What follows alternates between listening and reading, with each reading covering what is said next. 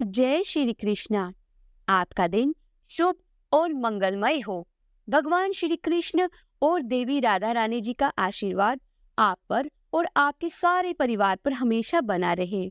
तो दोस्तों, वीडियो को शुरू करने से पहले मैं आपको एक बात बताना चाहूंगी कि अगर आपने मार्गशीर्ष मास के महात्म्य के पहले अध्याय नहीं सुने हैं तो वह आप हमारे चैनल में जाकर सुन लीजिएगा। और अगर वीडियो अच्छी लगे तो उसे लाइक करें, और अगर आप चैनल पर पहली बार आए हैं तो चैनल को सब्सक्राइब करें। अब सुनिए मार्गशीर्ष मास महात्म्य की आगे की कथा। भगवान श्री कृष्ण ने कहा कि समस्त देवताओं के अंश भूतल पर जाएं। हे ब्राह्मण, वे राजकुमार होकर युद्ध में मेरे सहायक बनेंगे। कमला की कला से 16,000 राजकन्याएं प्रकट होंगी। वह सब की सब मेरी रानियां बनेंगी। वह धर्मदेव अंश रूप से पांडुपुत्र युधिष्ठिर होंगे। वायु के अंश से भीमसेन का और इंद्र के अंश से साक्षात अर्जुन का प्राकट्य होगा। अश्वनी कुमारों के अंश से नकुल और सहदेव प्रकट होंगे। सूर्य का अंश वीरवर करण होगा और साक्षात यमराज विदुर होंगे। कली का अंश दुर्योधन, समुद्र का अंश शांतनु, शंकर जी का अंश अश्वत्थामा और अग्नि का अंश द्रोण होगा। चंद्रमा का अंश अभिमन्यु के रूप में प्रकट होगा। स्वयं वसु देवता भीष्म होंगे। कश्यप के अंश से वसुदेव और अदिति के अंश से देवकी होंगी। वसु के अंश से नंद गोप का प्रादुर्भाव होगा। वसु की पत्नी यशोदा जी होंगी। कमला के अंश से द्रौपदी होंगी, जिनका प्रादुर्भाव यज्ञ कुंड से होगा। अग्नि के अंश से महाबली धृष्टद्युम्न का जन्म होगा। शत्रुपा के अंश से सुभद्रा प्रकट होंगी, जिनका जन्म देवकी के गर्भ से होगा। देवता लोग बारहारी होकर अपने अंश से अब पृथ्वी पर अवतरित हों। इस प्रकार देव पत्नियां भी अपनी कला से भूतल पर पधारेंगी। नारद, ऐसा कहकर भगवान श्री कृष्ण मौन हो गए। वह सारा विवरण सुनकर प्रलयपति ब्रह्मा जी वहां अपने स्थान पर जा बैठे। हे देव ऋषि, श्री कृष्ण के बाएं भाग में देवी सरस्वती थी, दाहिने भाग में लक्ष्मी जी थी। अन्य सभी देवता और पार्वती देवी सामने थे। गोप और गोपियां भी उनके सामने ही बैठी थी। श्री राधा श्याम सुंदर के वक्ष स्थल में विराजमान थी। उसी समय ब्रजेश्वरी राधा जी अपने प्रीतम से बोली। राधिका जी ने कहा, नाथ, मैं कुछ कहना चाहती हूँ। हे प्रभु, दासी की बात भी सुन लीजिए। मेरे प्राण चिंता से निरंतर जल रहे हैं। मेरा मन चंचल हो रहा है। आपकी ओर देखते समय मैं पल भर के लिए आंखें बंद करने या पलक मारने में भी असमर्थ हो जाती हूँ। फिर प्राणनाथ, आपके बिना इस भूतल पर मैं अकेली कैसे जाऊंगी? प्राणेश्वर, हे जीवन बंधु, सच बताओ, वहाँ गोकुल में कितने समय के बाद आपके साथ मेरा अवश्य मिलन होगा? आपको देखे बिना एक निवेश भी मेरे लिए 100 युगों के समान हो जाता है। और वहाँ मैं किसे देखूंगी? कहाँ जाऊंगी? कौन मेरी रक्षा करेगा? हे प्राणेश, आपके सिवा दूसरे किसी पिता, माता, भाई, बंधु, बहन या पुत्र का एक क्षण के लिए भी ध्यान नहीं करती हूँ। अगर आप भूतल पर मुझे भेजकर माया से ढकना चाहते हो, माया से मुझे मोहित कर देना चाहते हो, वैभव देकर मुझे भुलाना चाहते हो, तो मेरे सामने सच्ची प्रतिज्ञा करो। मधुसूदन, मेरा मनोरूप ही मधु आपके मकरंद युक्त चरण अरविंद में ही नित्य निरंतर भ्रमण करता रहे। यहाँ जिस भी योनि में मेरा ये जन्म हो, वहाँ आप मुझे अपना स्मरण और मनवांछित दास्य भाव प्रदान करोगे। मैं भूतल पर कभी भी इस बात को ना भूलूं कि आप मेरे प्रीतम श्री कृष्ण और मैं आपकी प्रेयसी राधिका हूँ, और हम दोनों का प्रेम सौभाग्य शाश्वत है। प्रभु, ये उत्तम वर मुझे अवश्य दो। जैसे शरीर छाया के साथ और प्राण शरीर के साथ रहा करते हैं, ठीक उसी प्रकार हम दोनों का जन्म और जीवन एक दूसरे के साथ ही बीते। भगवान, ये श्रेष्ठ वर मुझे दे दो। भगवान, भूतल पर पहुंचकर भी कहीं हम दोनों का पल भर के लिए भी वियोग ना हो। हम पल भर के लिए भी एक दूसरे से अलग ना हो। ये वरदान मुझे दे दो। अरे, मेरे प्राणों से ही आपका शरीर बना है। मेरे प्राण आपके श्री अंगों से अलग नहीं है। मेरी इस धारणा का कौन निवारण कर सकता है? मेरे शरीर से ही तो आपकी मुरली बनी है और मेरे मन से ही आपके चरणों का भी निर्माण हुआ है। तात्पर्य ये है, प्रभु मैं आपकी मुरली को अपना शरीर मानती हूँ और मेरा मन आपके चरणों से कभी अलग ही नहीं होता। संसार में कितने ही ऐसे स्त्री पुरुष हैं जो सामने एक दूसरे की स्तुति करते हैं, लेकिन कहीं भी अपने प्रीतम में निरंतर आसक्त रहने वाली मुझ जैसी प्रेसी नहीं है। आपके शरीर के आदि भाग से किसने मेरा निर्माण किया है? हम दोनों में तो भेद है ही नहीं, इसलिए मेरा मन आप में ही लगा रहता है। मेरी आत्मा, मेरा मन और मेरे प्राण जिस तरह से आप में स्थापित हो गए हैं, प्रभु इस तरह से आपका मन, प्राण और आत्मा भी मुझ में ही स्थापित है। इसलिए विरह की बात कान में पड़ते ही मेरी आंखों से पलकों का गिरना भी बंद हो गया है और हम दोनों की आत्माओं के मन, प्राण निरंतर दग्ध हो रहे हैं। भगवान कृष्ण कहने लगे, देवी उत्तम आध्यात्मिक योग शोक को दूर करने वाला होता है, इसलिए उसे भी बताता हूँ, सुनो। ये योग योगेंद्रों के लिए बड़ी दुर्लभ है। सुंदरी देखो, सारा ब्रह्मांड आधार और आदि के रूप में विभक्त है। अब ध्यान से सुनो। फल का आधार होता है फूल, फूल का आधार है पल्लव, पल्लव का आधार होता है तना या डाली और उसका भी आधार स्वयं वृक्ष होता है। अब वृक्ष कैसे बनता है? उसका आधार होता है अंकुर और जो बीज की शक्ति से ही संपन्न होता है, उस अंकुर का आधार बीज है और बीज का आधार होता है पृथ्वी। सब चीजों का लगातार एक दूसरे से संबंध है, एक दूसरे में समाये हुए हैं। तो पृथ्वी का आधार है शेषनाग, शेष के आधार भी है जो कि कश्यप है, कश्यप जी का आधार वायु है और वायु का आधार हूँ मैं और मेरी आधार स्वरूप तुम हो, क्योंकि मैं तो सदा तुम में ही स्थित रहता हूँ। राधिके तुम शक्तियों का समूह और मूल प्रकृति ईश्वरी हो।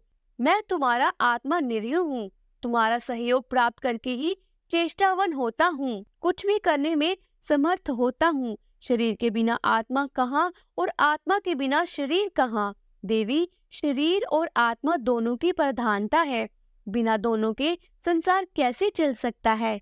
राधे हम दोनों में कहीं कोई भेद नहीं है, जहाँ आत्मा है वहाँ शरीर है, वे दोनों एक दूसरे से अलग है ही नहीं। जैसे दूध में सफेदी, अग्नि में दाहिका शक्ति, पृथ्वी में और जल में शीतलता होती है, ठीक उसी तरह तुम में मेरी स्थिति है। यहाँ पर भगवान श्री कृष्ण राधिका जी को अलग होने से पहले समझा रहे हैं कि हम दोनों एक दूसरे से अलग नहीं हैं। वह कहते हैं कि मेरे बिना राधिका तुम निर्जीव हो, तुम्हारे बिना मैं अदृश्य हूँ। हे सुंदरी, तुम्हारे बिना मैं संसार की सृष्टि नहीं कर सकता, ये निश्चित बात है। ठीक उसी तरह जैसे कुम्हार मिट्टी के बिना घड़ा नहीं बना सकता और सुनार सोने के बिना आभूषण नहीं बना सकता, स्वयं आत्मा जैसी नित्य है, उसी प्रकार साक्षात प्रकृति स्वरूप तुम नित्य हो। तुम्हें संपूर्ण शक्तियों का समाहार संचित है और तुम सबकी आधारभूता और सनातनी हो। लक्ष्मी जी, सरस्वती जी, पार्वती जी, ब्रह्मा जी, शिव जी, शेषनाग और धर्म, ये सब मेरे प्राणों के समान है, किंतु तुम मुझे प्राणों से भी अधिक बढ़कर प्यारी हो। राधे अब आंसू बहाना छोड़ो, साथ ही इस निष्फल भ्रम का भी त्याग कर दो। शंका छोड़कर निर्भीक भाव से बृषभानु के घर में पधारो। हे सुंदरी, 9 महीने तक कलावती के पेट में स्थित गर्भ को माया द्वारा वायु से भरकर रोके रहो। 10वां महीना आने पर तुम भूतल पर प्रकट हो जाना। अपने दिव्य रूप का परित्याग करके शिशु रूप धारण कर लेना। जब गर्भ से वायु के निकलने का समय हो, तब कलावती के समीप पृथ्वी पर नंदन शिशु के रूप में गिरकर निश्चय ही रोने लगना। साध्वी, तुम गोकुल में अयोनिजा रूप से प्रकट होंगी, मैं भी अयोनिजा रूप से ही अपने आप को प्रकट करूंगा, क्योंकि हम दोनों का गर्भ में निवास होना संभव ही नहीं है। मेरे भूमि पर स्थित होते ही पिताजी मुझे गोकुल में पहुंचा देंगे। वास्तव में कंस के भय का बहाना लेकर मैं तुम्हारे लिए ही गोकुल में जाऊंगा। हे कल्याणी, तुम वहां यशोदा जी के मंदिर में मुझ नंद नंदन को प्रतिदिन आनंद पूर्वक देखा करोगी और अपने हृदय से लगाओगी। राधिके, मेरे वरदान से तुम्हें समय समय पर मेरी स्मृति रहेगी और मैं तुम्हारे साथ वृंदावन में नित्य स्वच्छंद विहार भी करूंगा। सुशीलाओं आदि जो 33 तुम्हारी सखियां हैं, उनके साथ और अनेक बहुसंख्य गोपियों के साथ तुम गोकुल को पधारो। असंख्य गोपियों को अपने अमृतोपम और परिमिति वाणी द्वारा समझा बुझाकर आश्वासन देकर गोलोक में साथ रहकर तुम गोकुल में जाना। राधिके, मैं भी इन असंख्य गोपों को यही स्थापित करके पीछे से वसुदेव जी के निवास स्थान मथुरापुरी में पदार्पण करूंगा। मेरे प्रिय से प्रिय गोप बहुत सी संख्या में मेरे साथ क्रीड़ा करने के लिए ब्रज में चले और वहां गोपों के घर में जन्म ले। नारद जी, ऐसा कहकर भगवान श्री कृष्ण मौन हो गए। देवता, देवियां, गोप और गोपियां वही ठहर गईं।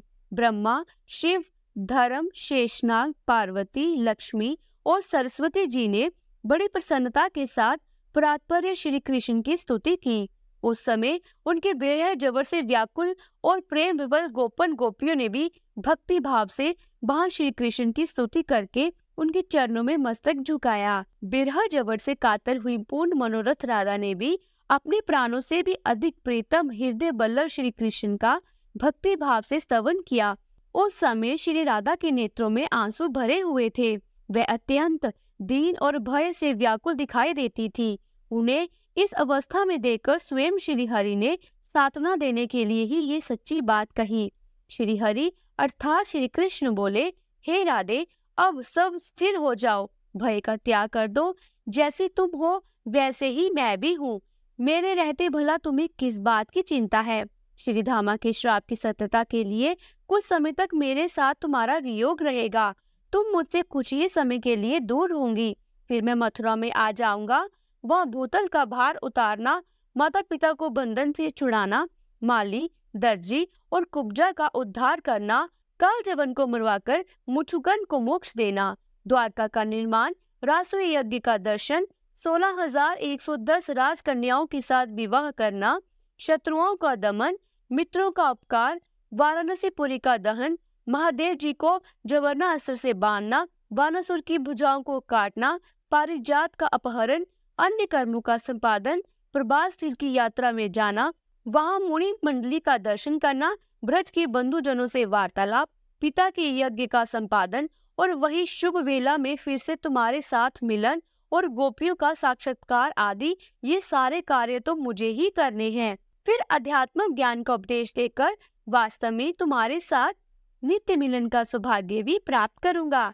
इसके बाद मेरे साथ दिन रात तुम्हारा सहयोग बना रहेगा, कभी भी एक क्षण के लिए भी वियोग नहीं होगा। इतना ही नहीं, वहां से तुम्हारे साथ मेरा पुनः ब्रज में आगमन होगा। हे प्राण वल्लभ, वियोग काल में भी स्वप्न में तुम्हारे साथ मेरा सदैव मिलन होता रहेगा। तुमसे बिछड़कर द्वारका में जाने पर मेरे और मेरे नारायणांश के द्वारा उपयुक्त कार्य संपादित होते रहेंगे। फिर वृंदावन में तुम्हारे साथ मेरा निवास होगा। फिर माता पिता और गोपियों की शोक का पूर्णता निवारण होगा। भूतल का भार उतार कर तुम्हारे और गोपियों के साथ मेरा पुनः गोलोक में आगमन हो जाएगा। राधे, मेरे अंशभूत जो नित्य परमात्मा नारायण है, वह लक्ष्मी सरस्वती के साथ बैकुंठ लोक को पधारेंगे। धर्म और मेरे अंशों का निवास स्थान श्वेत द्वीप में होगा। देवताओं और देवियों के अंश भी अक्षधाम को पधारेंगे। फिर इसी लोक में तुम्हारे साथ मेरा निवास होगा। हे कांते, इस प्रकार समस्त भावी शुभाशुभ का वर्णन तो मैंने कर दिया। मेरे द्वारा जो निश्चय हो चुका है उसका कौन निवारण कर सकता है? फिर भगवान श्री कृष्ण ने देवताओं और देवियों से कुछ बातें कही। देवताओं, अब आप लोग भावी कार्य की सिद्धि के लिए अपने अपने स्थान को जाइए। पार्वती जी, आप अपने दोनों पुत्रों और स्वामी के साथ कैलाश पर्वत की ओर जाइए। मैंने जो कार्य आपकी जिम्मेदारी पर लगाया है वह सब यथा समय पूरा होगा। हे ब्रजेश्वरी राधे, गणेश जी को छोड़कर शेष छोटे बड़े सभी देवता और देवियों का कला द्वारा भूतल पर अवतरण होगा। फिर लक्ष्मी जी, सरस्वती जी और श्री राधा सहित पुरुषोत्तम श्री हरि को भक्ति भाव से प्रणाम करके सब देवता आनंद पूर्वक अपने स्थान को चले गए। श्री हरि ने जिस कार्य का आयोजन करना था उसे सफल बनाने के लिए वे बड़ी व्याग्रता पूर्वक भूतल पर पधार गए, क्योंकि स्वामी का बताया हुआ स्थान देवताओं के लिए भी दुर्लभ था। भगवान श्री कृष्ण ने राधा रानी से कहा, प्रिय, तुम पूर्व निश्चित गोप गोपियों के समुदाय के साथ अब बृषभानु के निवास गृह को पधारो। मैं भी मथुरापुरी में वासुदेव के घर जाऊंगा, फिर कंस के भय का बहाना बनाकर गोकुल में तुम्हारे पास आ जाऊंगा। लाल कमल के समान नेत्रों वाली श्री राधा श्री कृष्ण को प्रणाम करके अपने प्रीतम श्री कृष्ण से अलग होने के भय से कातर होकर उनके सामने ही फूट फूट कर रोने लगी। फिर ठहर ठहर कर कभी तो दूर तक जाती, फिर बार बार आगे जाकर वापस लौट आती। लौटते ही फिर से वो श्री कृष्ण का मुंह निहारने लगती। सती राधा शरद काल की पूर्णिमा के चंद्रमा की कांति सुधा से पूर्ण प्रभु के मुख्य चंद्र की सौंदर्य माधुरी का अपने नेत्र चकोरों द्वारा पान करती थी। फिर परमेश्वरी राधा प्रभु के 7 बार परिक्रमा करके 7 बार प्रणाम करने के बाद फिर से श्री हरि के सामने खड़ी हो गई। इतने में ही करोड़ों गोप गोपियों का समूह वहां आ पहुंचा।